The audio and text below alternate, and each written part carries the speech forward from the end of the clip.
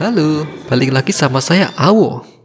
Kemarin ada yang nanya, "Woh, masa kecil kamu gimana?" Masa kecil saya itu unik, isinya cuma 3. Main bola di lapangan becek, dikejar anjing tetangga, sama ngadepin temen yang punya backingan kasta tertinggi. Contoh, semasa kecil saya pernah kehujanan. Saya pernah mau pinjem payung tetangga, tapi yang ada cuma payung motif kembang-kembang warna ungu. Daripada pakai itu payung, mending saya sakit tipes sekalian. Saya cowok, teman-teman. Kalau saya pakai payung kembang, martabat saya sebagai cowok langsung luntur bareng air hujan.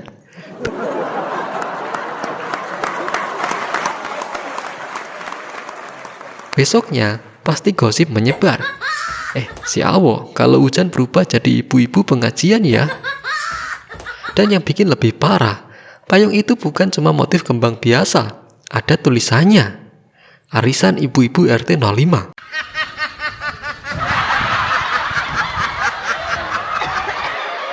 Bentar. Kalau saya pakai ini, bukan cuma martabat yang hilang, tapi identitas saya juga berubah total. Saya bakal dicatat di buku RT sebagai anggota arisan termuda sepanjang sejarah. Besoknya, pasti ada yang ngajak. "Wah, minggu depan giliran kamu ya bawa tumpeng." Tapi itu belum seberapa dibanding teman saya. Panggil aja Supri. Supri ini tipikal anak yang kalau lecet dikit, laporannya ke markas besar. Supri lari sambil nangis. "Mbah, Awo nakal, mbah." Saya kaget, padahal saya cuma nafas di sebelah dia. Tapi di mata dia, saya kayak lagi nyiksa tawanan perang.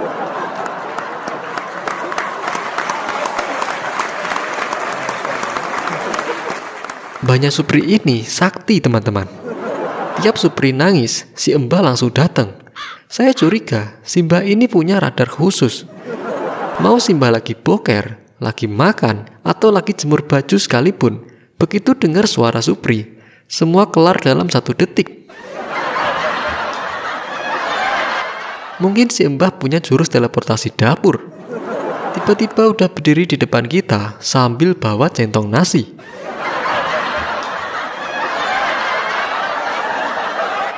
Yang bikin saya lebih takjub, si Mbah ini punya mata elang.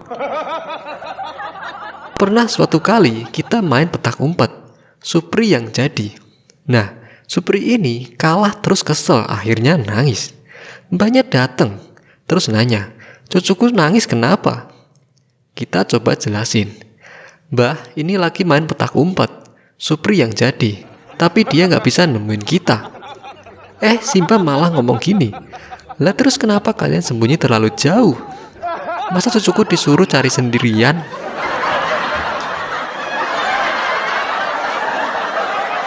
Saya langsung bingung. Ini kan konsep dasar petak umpet, Mbah. Kalau kita nggak sembunyi jauh, namanya bukan petak umpet, tapi petak aku di sini ya. Tolong tangkap aku. Masalahnya buat si Mbah, Supri itu adalah maha benar dengan segala tangisannya. Hukum gravitasi aja kalah sama hukum mbahnya Supri. Pernah suatu hari, si Supri lari-larian terus jatuh sendiri. Dia nangis, lapor mbahnya. Mbahnya dateng dong, mukanya udah kayak mau perang dunia ketiga. "Sopo sing gawe cucuku tiba? Siapa yang bikin cucuku jatuh?" Kita semua diem.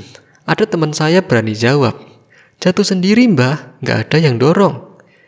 Si Mbah jawabannya lebih ajaib. "Lah terus kenapa kalian diem aja, nggak ada yang nolongin?" Gila ya? Di mata si Mbah, kita itu salah secara pidana kalau nyenggol, dan salah secara moral kalau nggak nolong. Kita ini bocah SD, Mbah, bukan relawan tim SAR.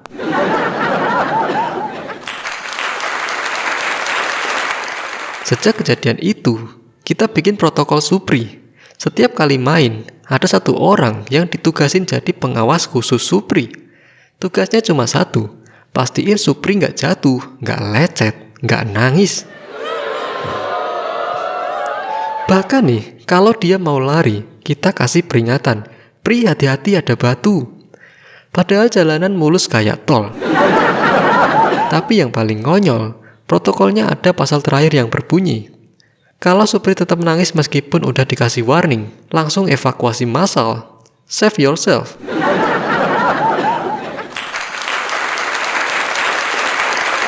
Kami tuh mainnya kayak agen FBI yang lagi ngawal presiden, bukan anak SD yang lagi main kelereng. Akhirnya kita semua trauma. Tiap lihat Supri dari jauh, kita langsung bubar. Kita cari tempat main yang jauh dari jangkauan si Mbah. Karena main sama Supri itu bukan konten hiburan, tapi konten survival. Sampai sekarang saya masih penasaran, Supri itu sebenarnya anak kandung mbahnya atau cucu hasil cloning di laboratorium rahasia?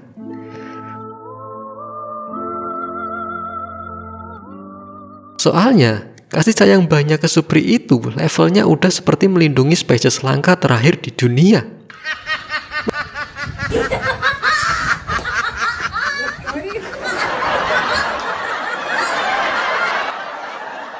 Mending saya kehujanan pakai payung kembang ungu, ikutan arisan ibu-ibu, bahkan disuruh bawa tumpeng.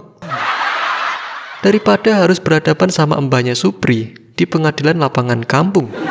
Saya awo, terima kasih. Dan Supri, kalau kamu nonton ini, mbahmu masih galak nggak sekarang?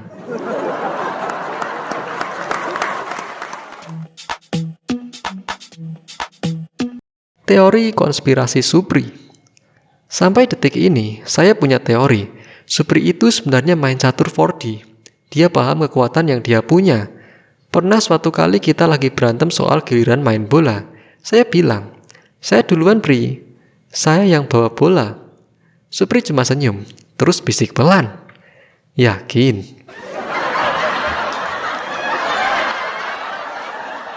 Tiba-tiba, Supri mulai narik napas mau nangis. Saya langsung panik mode. Udah, kamu duluan aja Pri, saya nggak jadi main.